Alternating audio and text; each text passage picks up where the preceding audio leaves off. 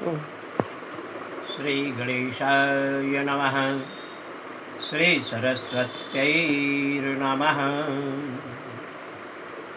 शान्ताकारं भुजगशयनं पद्मनाभं सुरेशं विश्वधरं गगनसदृशं मेघवर्णं शुभांगं लक्ष्मीकान्तं कमलनयनं योगविद्यानगम्यं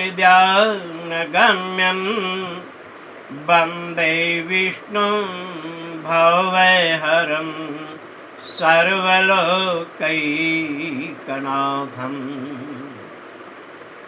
नारायणाय नमः। पुरुषोत्तम मास का मातम आज के प्रसंग में आपको श्रवण करने को प्राप्त हो रहा है। गीता गर्भ के अंतर्गत अर्जुन प्रश्न करते हैं भगवान कृष्ण से। कहते हैं, हे भगवान, किसी को धन से प्रीति है, कोई स्त्रियों से प्रीति करते हैं, सो ऐसा क्यों है? भगवान कहने लगे, हे अर्जुन, धन और स्त्री सब नाश रूप हैं, लेकिन मेरी भक्ति का नाश नहीं है।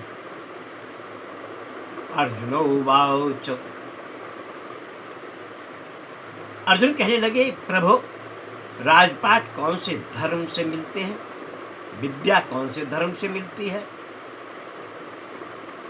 भगवान विष्णु कहते हैं, कृष्ण जी कहते हैं, हे अर्जुन, जो प्राणी श्री काशी में निष्काम भक्ति से तप करते, देह त्यागते हैं, सो वो राजा होते हैं।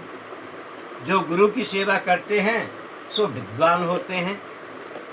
अर्जुन उवाच, हे कृष्ण जी, किसी को धन अचानक बिना परिश्रम मिलता है, कोई धनराशि उम्र एकत्र नहीं कर पाते, कोई रोग रहित होते हैं, सो उन्होंने कौन से पुण्य किए? भगवान उवाच, प्रभु कहने लगे, हे अर्जुन, जिन्होंने गुप्त दान किया है उनको धन अनायास ही मिलता है। जिन्होंने परमेश्वर का कार्य और पराया कार्य संभाला है वे रोग से रहित होते हैं। अब अर्जुन फिर प्रश्न करते हैं कि हे भगवान, कौन से पात से अम्ली होते हैं और कौन पात से गूंगे होते हैं? कौन पात से कुष्ठी होते हैं? तो उत्तर देते हैं भगवान कृष्ण।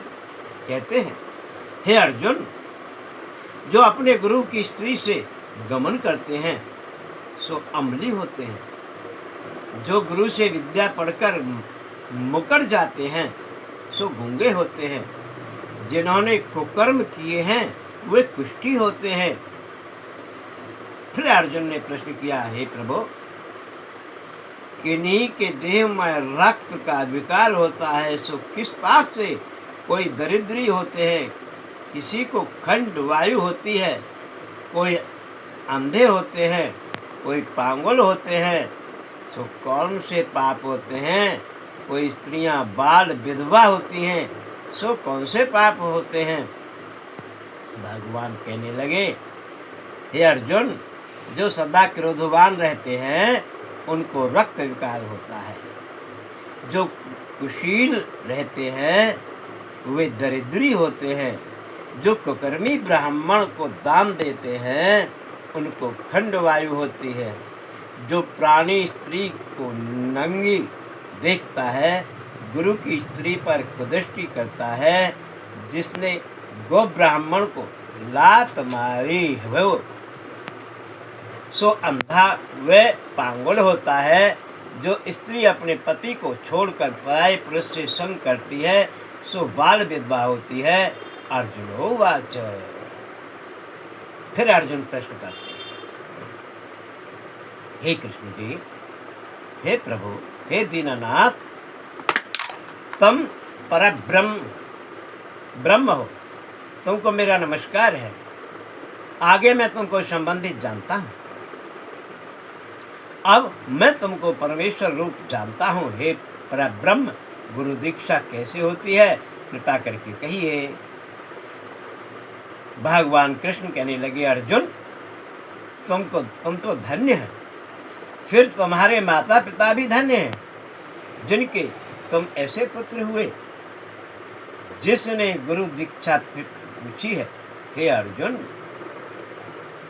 सारे संसार के गुरु जगन्नाथ हैं, विद्या का गुरु काशी, चारों वर्णों का गुरु ब्राह्मण, ब्राह्मण का गुरु सन्यासी, सन्यासी उसको कहते हैं जिसने सबको त्याग करके मेरे विषय में मन लगाया, और ब्राह्मण जगत गुरु होता है। हे अर्जुन, यह बात ध्यान देकर सुनने की है कि गुरु कैसा हो, जिसने सब इंद्रियां जीती हों, जिसको सब संसार ईश्वर का रूप नजर आता हो, सब जगह से उदास हो, ऐसा गुरु करे जो परमेश्वर को जानने वाला हो। उस गुरु की पूजा सब तरह करे। हे अर्जुन, जो गुरु का भक्त है सो मेरा भक्त है। जो प्राणी गुरु सम्मुख होकर मेरा भजन करते हैं, उनका भजन करना सफल है। जो प्राणी गुरु विमुख हैं, उनको 7 ग्राम मारे का पाप होता है। गुरु से विमुख प्राणी का दर्शन करना योग्य नहीं। गृहस्थ गुरु से विमुख हो सो चांडाल के समान होता है। जिस जगह मदिरा का भंडार हो, उसमें जो गंगा जल है सो अपवित्र होता है। इसी तरह गुरु विमुख का भजन भी अपवित्र होता है। उसके हाथ का देवता भी नहीं लेते, इसके सर्व काज निष्फल हैं। कुकर, सूकर, गंधर्व, काक, इन सब योनियों से सर्प की योनि बड़ी खोटी है। इन सब से भी वह मनुष्य खोटा है जो निगुरा है। गुरु बिना गति नहीं होती। जिसका कोई गुरु न हो सो अवश्य नरक को जाएगा। गुरु दीक्षा बिना प्राणी के सर्व काज निष्फल होते हैं।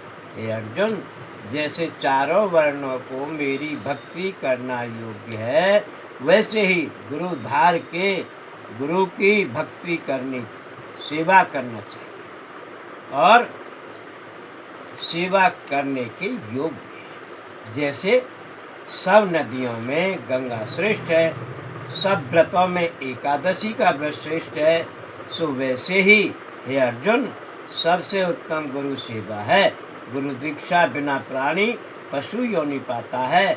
जो धर्म भी करता है सो पशु योनि में फल भोगता है, 84 योनियों में घूमता रहता है।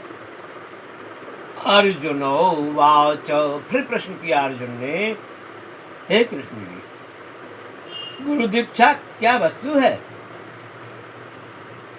भगवान कृष्ण कहने लगे, अर्जुन, तेरा जन्म धन्य है जिसने यह प्रश्न किया है। तू धन्य है। गुरु दीक्षा के 2 अक्षर हैं, ओम।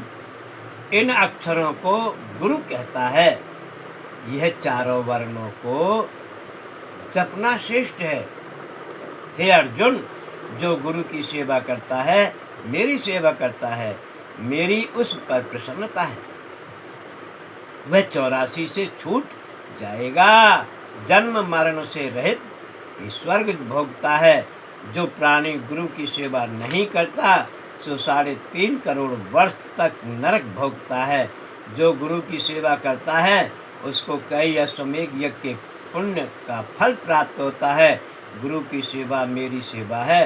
हे अर्जुन, हमारे तुम्हारे संवाद को जो प्राणी पढ़ेंगे और सुनाएंगे, वह सुनेंगे सो गर्भ के दुख से बचेंगे, उनकी 84 कट जाएगी।